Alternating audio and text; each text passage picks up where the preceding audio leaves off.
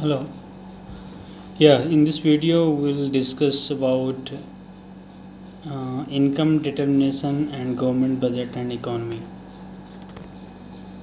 The first point is ceteris paribus.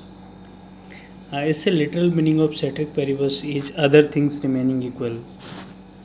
Okay, it is a theoretical method to determine a value of particular variables by holding the other variable constant. And the second thing is ex post. Actual or accounting value of the variables like consumption, investment, total output of final goods and services. Ex ante, the planned value of variables consumption, investment, output of final goods are their ant measures. Marginal prosperity to save, MPS. The average addition amount that people save for future need is MPS. It gives us ratio of the total additional planned services in the economy to the total additional income of the economy. The another point is marginal propensity to consume, MPC. The fraction of MPS which is used for the extra consumption is called MPC. If we subtract MPS from 1 we get MPC. It means 1 minus MPS is equal to MPC, and MPC will always be greater than 0 and less than 1. Another point is ante consumption. Total consumption including minimum consumption level plus additional consumption, MPC. And now another point is ante investment. Ex ante investment demand is the demand that company feels for retaining the productivity. For simplicity we assume constant I is equal to I. Now another point is public goods such as national defense, road, government administration. Private goods like clothes, cars, food items, those are called private goods. Allocation function. Transaction between individual and consumers at large scale is provided by government. This is called allocation function. Distribution function. The government affects the personal disposable income of a household by making household payment and collecting taxes, therefore can alter the income of household. This is distribution function. Public provision. The government provisions the public good is for all and there is no rival rush in public goods, while in private goods consumption stands in rival relationship. Public provision is different from public production. Article 112. There is a constitution requirement in India to present before the parliament a statement of estimate received from expenditure of government for every FY. This annual financial statement constitutes the main budget document. The budget must distinguish expenditure on revenue account from the expenditure. Therefore, the budget comprises the revenue budget and capital budget. And this is the map. Government budget, revenue budget, in the revenue budget and capital budget. In the revenue budget side, revenue receipt and revenue expenditure. In the revenue receipt,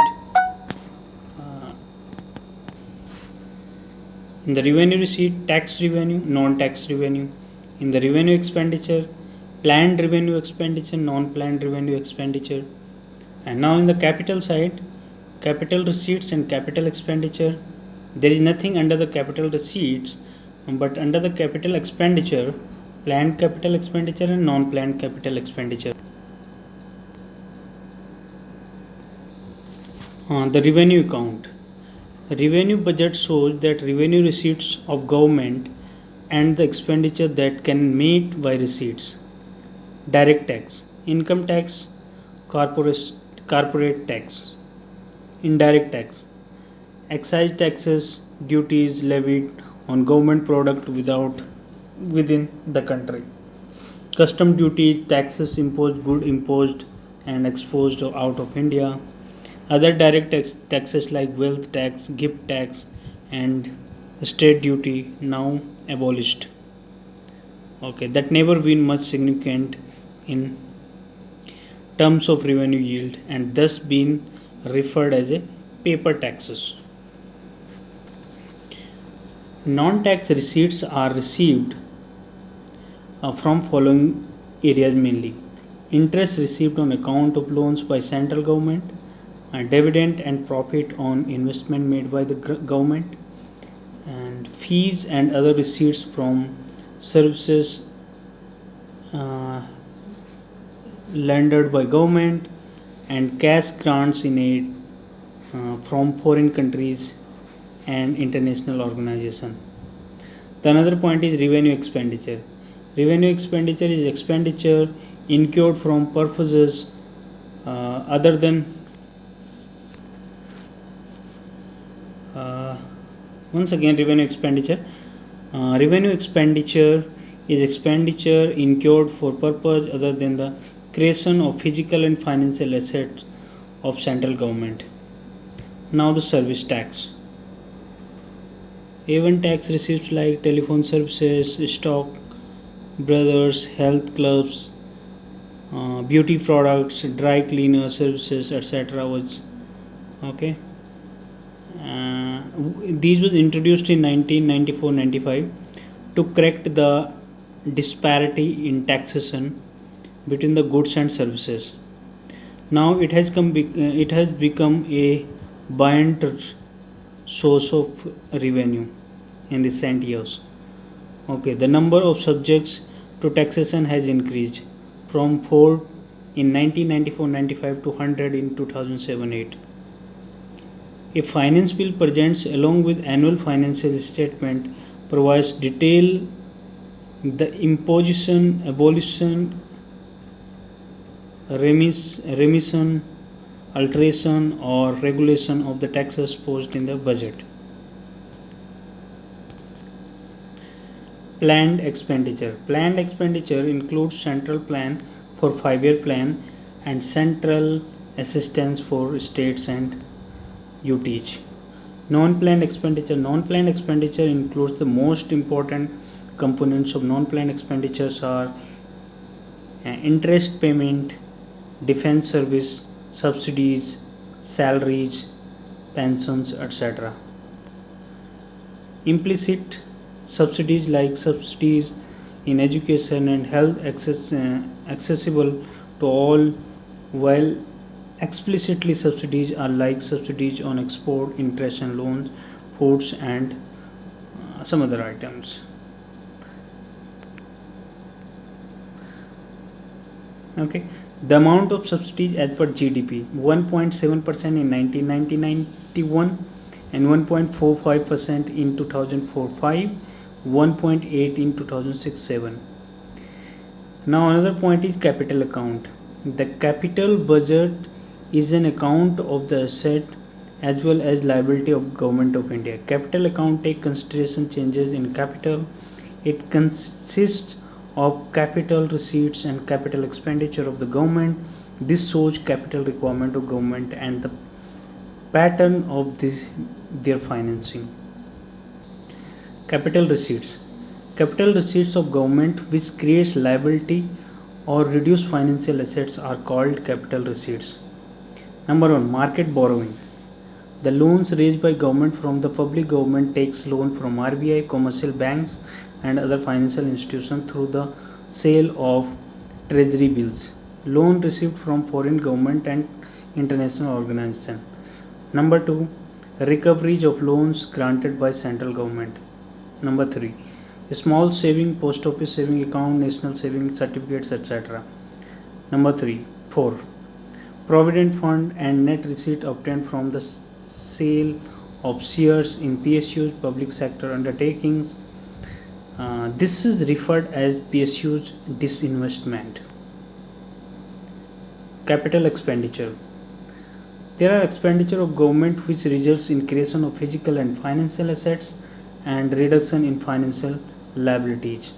Number 1, land acquisition. Number 2, building machinery, equipment. 3. Investment in shares. 4. Loans. 5. Expenditure of center to states. 6. Expenditure to PSUs and other parties. Now, the budget is not merely a statement of receipt and expenditure. Since with the launching of Live 5-year plan, it also has become a significant national policy statement. The budget, it has been argued, reflects and shapes and is in turn shaped by the country life. Along with the budget, the policy statements are mandated by the Fiscal Responsibility and Budget Management Act 2003, which is called FRBMA. The medium term fiscal policy statement says there is a rolling target for a specific fiscal indicator and whether revenue expenditure can be financed through revenue receipts on sustainable basis, and how particularly capital receipts including market borrowing are utilizing or utilized. The policy strategy statement, it sets priorities of the government in the fiscal area, examining current policies and justifying any deviation in important fiscal measures. The microeconomic framework statement assess the prospect of the economy with respect to the GDP growth rate, fiscal balance of the central government and central external balance. The measures of budget deficit. When the government spends more, it collects by way the revenue, it incurs a budget deficit. Now the measures. Now the revenue deficit. Revenue deficit is equal to revenue expenditure minus revenue received. Fiscal deficit. Gross fiscal deficit is equal to total expenditure minus total of revenue receipts plus non debt creating capital receipts. Non-debt capital receipts.